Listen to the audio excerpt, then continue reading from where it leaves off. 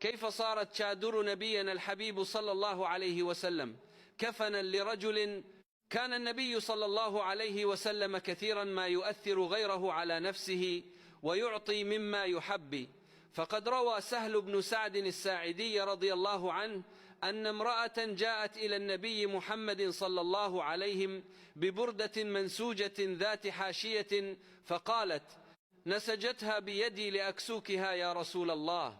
فأخذها النبي صلى الله عليه وكان محتاجا إليها فلبسها، ثم خرج بها إلى أصحابه فرآها رجل فأعجبته، فقال: يا رسول الله، ما أحسن هذه البردة، اكسنيها.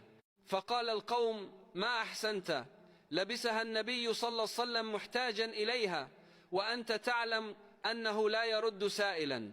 فقال الرجل: والله ما سألتها لألبسها، وإنما سألتها لتكون كفني. قال سهل رضي الله عنه: فكانت كفنه حين مات. وهكذا كانت حياة النبي صلى الله عليه وعطاء وإيثارا ورحمة بأمته، فقد كان يقدم غيره على نفسه ويؤثر المحتاجين ولو كان به خصاصة. فينبغي لنا أن نقتدي به صلى الله عليه وسلم، فنقدم حاجة غيرنا على حاجتنا، ونسير على نهجه في الإيثار والرحمة، فذلك هو الإيثار الحق، وتلك هي السنة الصادقة، وتلك هي محبة رسول الله صلى الله عليه وسلم.